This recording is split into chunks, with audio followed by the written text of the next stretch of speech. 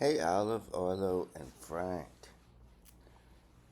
Grandpa coming to you from, well, I'm coming to you from Jack's Beach, but we're watching the sunset in French Polynesia.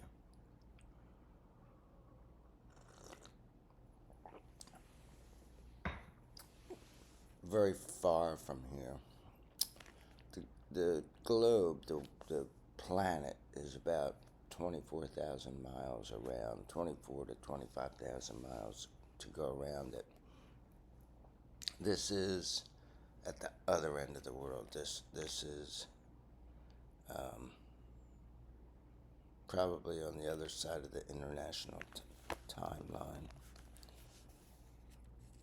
So when you go across the international timeline, you change from one day to the next, and I'm not going to explain that here, but maybe I'll do a video about that. Today we're going to carry on in the book of Matthew, and we're going to look at Matthew chapter 22. This tea is wonderful.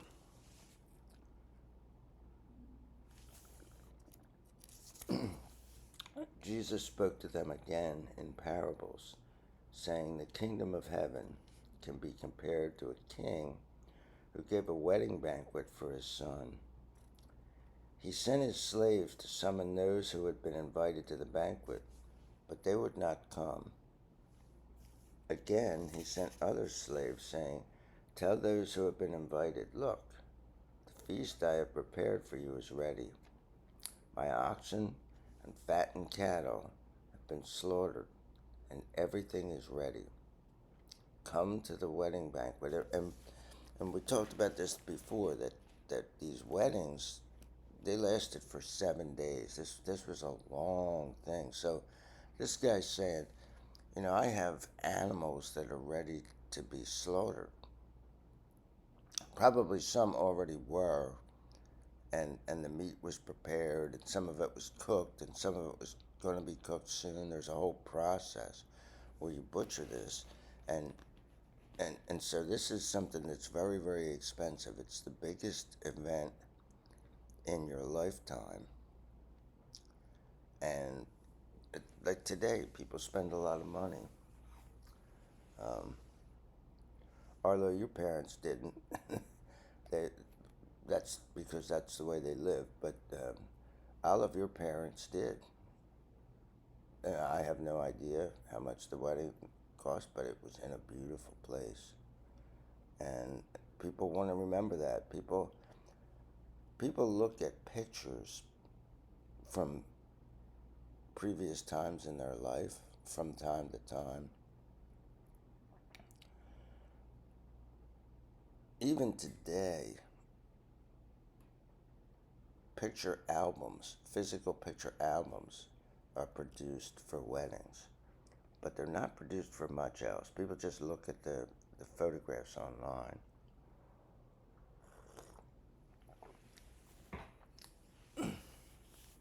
But people remember their wedding long into the business. Come to the wedding banquet. But they were indifferent and went away, one to his farm, another to his business. The rest seized his slaves, insolently mistreated them, and killed them. The king was furious. So now we see a lot of these parables are similar to each other. He's once again gone, there's a bunch of evil people here. They've killed the prophets. And we're going to be getting into all that stuff as we get further into the Old Testament. After we get past the 5 books of Moses, we're going to get to some history books.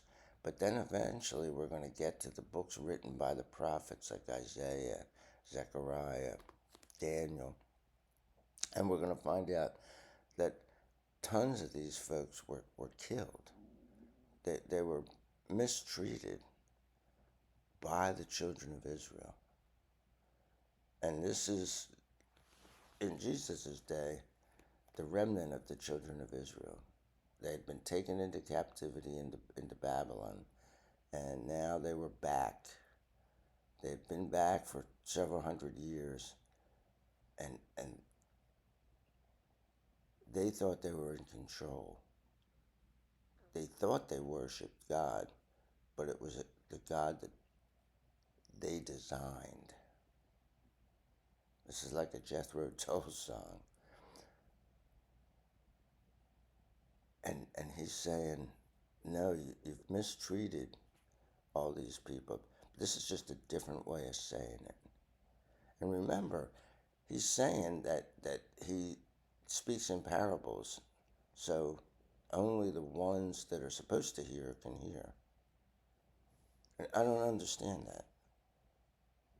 People will say, oh, well, if he was a God of love, everybody would get into heaven because he loved them. I don't know how this is justified or anything like that.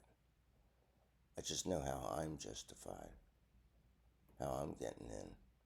And that's all you can worry about is yourself. The king was furious. He sent his soldiers, and they put those murderers to death and set their city on fire. So he goes from hey, come to the wedding, to, yeah, well, you're dead. Then he said to his slaves, the wedding is ready, but the ones who had been invited were not worthy. So go into the main streets and invite everyone you find to the wedding banquet. And those slaves went into the streets and gathered all they found, both bad and good, and the wedding and the wedding hall was filled with guests. So remember, he said that he wasn't sent into the world for the righteous; he was sent into the world for the sinners. So those that are already obeying God, and those who will obey God when invited, but they're currently not. Well, they're invited. That's us. That's us. But when the king came in to see the wedding guests, he saw a man there who was not wearing wedding clothes. And he said to him, and the wedding clothes were like this white, most of the stuff they wore looked the same. It's sort of like a toga almost that they wore with some undergarments under it. But this would be pure white, and everybody had to be dressed like that for the wedding. And he didn't have that. And he said to him, friend, how did you get in here without wedding clothes? But he had nothing to say. Then the king said to his attendants, tie him up hand and foot and throw him into the outer darkness, where there will be weeping and gnashing of teeth. For many are called, but few are chosen. So just because you're called doesn't mean that you're going to get in.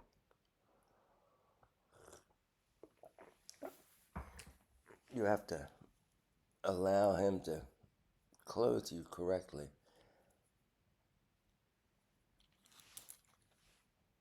And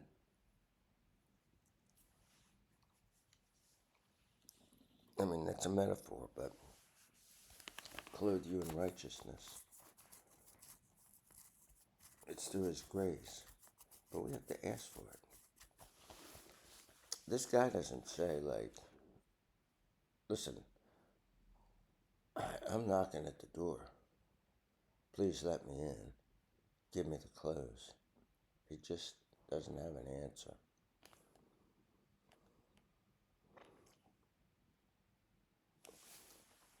So let's see what the Pharisees are up to, those clowns. And the Pharisees went out and planned together to entrap him with his own words. And entrap means just what it sounds like. They're setting a trap for him. So they're going to try to get him to say something that is going to allow them to go to Pontius Pilate and say, this guy's breaking the law.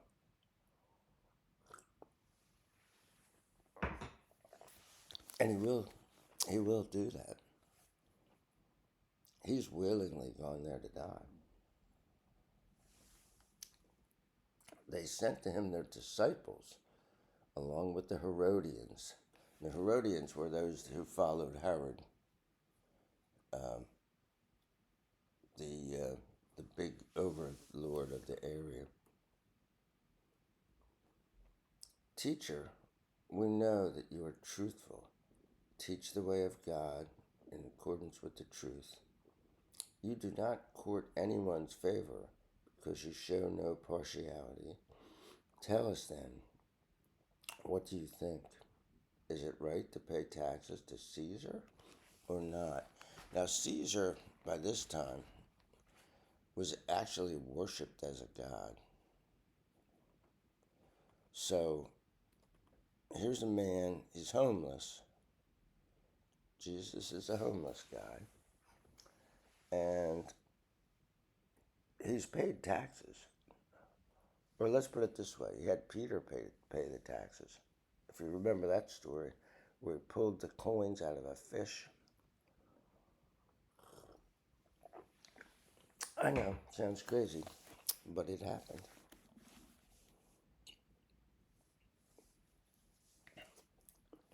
So, here's the entrapment. If he says yes, well, he's saying that they're the rulers. If he says no, then he's breaking the law. If you remember, when he was born, his parents were going to Bethlehem to pay their taxes.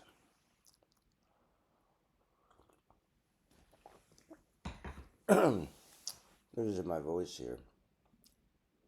But Jesus realized their evil intentions and said, "Hypocrites, why are you testing me? Show me the coin used for the tax." So they brought him a denarius.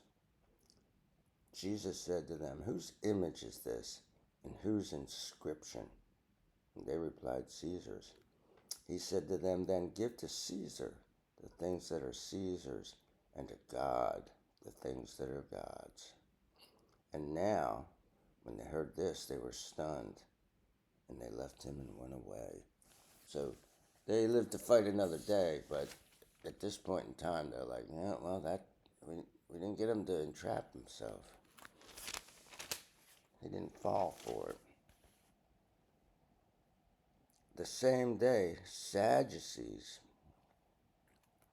and the Sadducees were these people who didn't believe in well, let's just get into the story. They're different. So you have the Pharisees, the Sadducees, and the Herodians, the what do they call? Oh, the scribes. I think that's how they're described here in this version of the Bible. There's all these different. They're like sects, SECT, sects of Judaism, and they all have their different slant on things. So the same day, Sadducees, who say there is no resurrection, came to him and asked him, "Teacher, Moses said, if a man dies without having children, his brother must marry the widow and father children for his brother."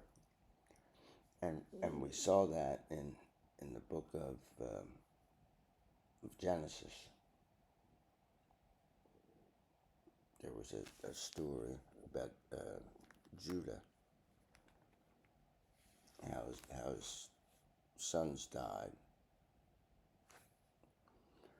And now,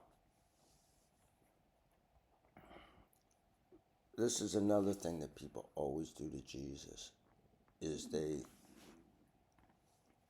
give him a question about something that they don't believe in to try to trip him up. And people do this all the time. When you give your life to Jesus, it doesn't automatically become wonderful.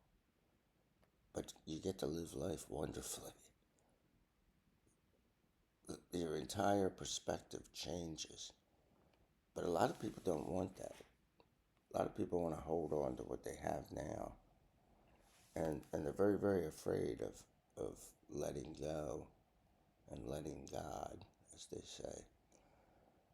And so they just come up with all these, well, what about this? You know, who did Adam and Eve's children marry? And there's like, who cares? Who cares? There's answers to everything, but you're asking a question just to avoid the truth is essentially what it comes down to. So here's their question. Now there were 7 brothers among us. The first one married and died, and since he had no children, he left his wife to his brother. The second did the same, and the third down to the 7th. So all of them died without children. Now remember, these guys don't believe in life after death. They don't believe in the resurrection. And the resurrection is that there's going to be a day when Christians believe that we are going to be resurrected. I'm going to be cremated, and my ashes are going to be somewhere, hopefully scattered on the beach in Stone Harbor, New Jersey. And they'll be gathered somehow, and I'll be resurrected. I'll be put back together, made alive, and I'll rise from the dead. These guys don't believe this. So they're asking a question, saying like, well, you believe this, Jesus. You believe in the resurrection. So answer us, riddle me this. Second, last of all, the woman died. So that they all died, and by the laws of the Jewish people, then the next younger brother, becomes her husband. And they all die. So she's been married to all of them, then she dies. In the resurrection, therefore, whose wife of the 7 will she be? Yeah, tell us that, Jesus. Whose wife is she? For they all had married her. Jesus answered them, you are deceived because you don't know the scriptures. So he's going, you haven't read the Bible, dudes. And these guys are asking a biblical question. They're saying, we're experts. We're experts on the law of Moses. This is what the law of Moses says. And he's like, guys, you haven't really read the Bible. Because you would know if you read the Bible. He said, you are deceived because you don't know the scriptures or the power of God. For in the resurrection they neither marry nor are given in marriage, but are like angels in heaven. Now, as for the resurrection of the dead, have you not read what was spoken to you by God? I am the God of Abraham, the God of Isaac, and the God of Jacob. So he's asking him, like, did you read that? And he says that. He's the great I am. And by the way, Jesus is also the great I am. So it's not the God of the dead, but the God of the living. When the crowds heard this, they were amazed at his teaching. And so it doesn't say that the Sadducees were amazed at his teaching, but the crowd. And now when Jesus is in Jerusalem, wherever he is, except when he goes out of the town at night and goes up the Bethpage and places like that, He's in Jerusalem. He's surrounded by people. Now, when the Pharisees, so they're like ganging up on him. There have been Herodians and Pharisees, and then the Sadducees. Now the Pharisees are coming back in. It's like a tag team in wrestling, where two guys are wrestling, but if you can go over and tag your partner over on the side, he jumps in. But Jesus doesn't have a tag team. It's him. It's him against the scribes and the Pharisees and the Sadducees and the Herodians, and just like constantly bombarding them with nonsense. And the nonsense is to say, we're smarter than you, Jesus. We're in control here. We're the head of this religion. And he's saying essentially, yeah, I created the world, dude. So there's that. Now, when the Pharisees heard that he had silenced the Sadducees, they assembled together. So they had a meeting. They're going to brainstorm. And one of them, an expert in religious law, asked him a question to test him. Teacher. So this is being snarky. They're calling him teacher. Hey, Rabbi, we're here to learn from you. So if you call somebody teacher, you're saying, I should be able to learn from you. Hey, Rabbi, which commandment in the law is the greatest? And Jesus said to him, love the Lord your God with all your heart, with all your soul, and with all your mind. This is the first and greatest commandment. So he was asked, what's the greatest commandment? And he tells him, but he's Jesus, so he can't stop there. This is the first and the greatest commandment. The second is like it. Love your neighbor as yourself. All the law and the prophets depend on these two commandments. So he goes from Deuteronomy to Leviticus. They're books of Moses.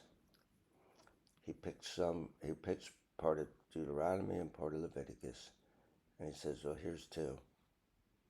And if you put them together, they're the greatest. Love God and love other human beings. See, everything Jesus does, he does out of love. Everything these Pharisees do, they do out of love for themselves. See, Jesus loves God. Even though he is God, he loves God the Father. And that's his focus. But he has a second focus, and that is to love human beings. These people do neither.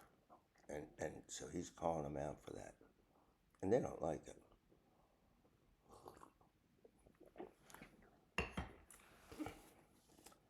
While the Pharisees were assembled, Jesus asked them a question. What do you think about the Christ? What do you think about the Messiah, Mashiach in Hebrew? But he would have been speaking to them probably in Greek. Although it could have been in Aramaic, but it was a good possibility he was speaking to them in Greek. What do you think about the Christ? Whose son is he, they said. The son of David. So the Messiah, he's not saying, what do you think about me? He's saying that the idea that the Messiah was going to come. What do you think about that? Whose father is he? And they say he's the son of David, so he's a descendant of David. I think he was 12 or 14 generations down, direct descendant of David.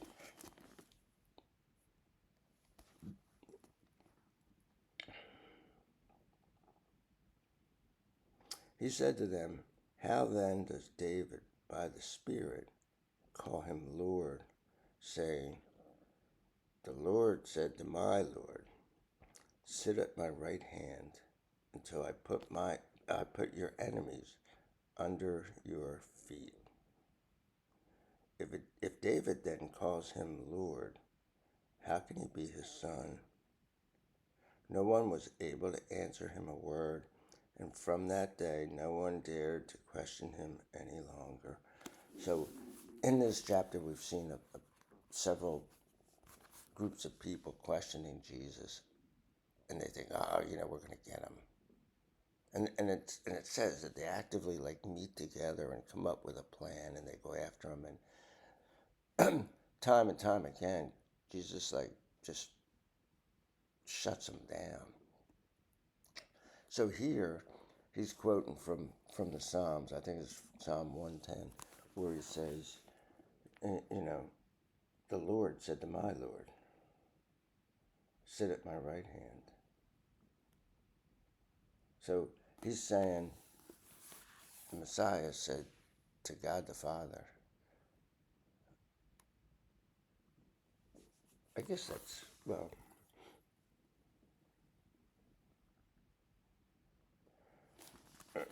I'm sorry. God the Father, I knew I had it mixed up somehow, said, oh, now we're in a different part of the world. Cool. Looks like we're in a fjord up in, I don't know, Norway or something. So God the Father said to the Messiah, and this is what they're talking about. What do you think of the Christ? Whose son is he? He's the son of David. Well, then when God the Father said to him, sit at my right hand, he called him his Lord, but he's his descendant. So how could that be? And these guys are experts in the law. So he's like, well. And they didn't question him any longer. Now we're going to start to get into some prophecy in chapter 23. It's the 7 woes and then judgment on Israel.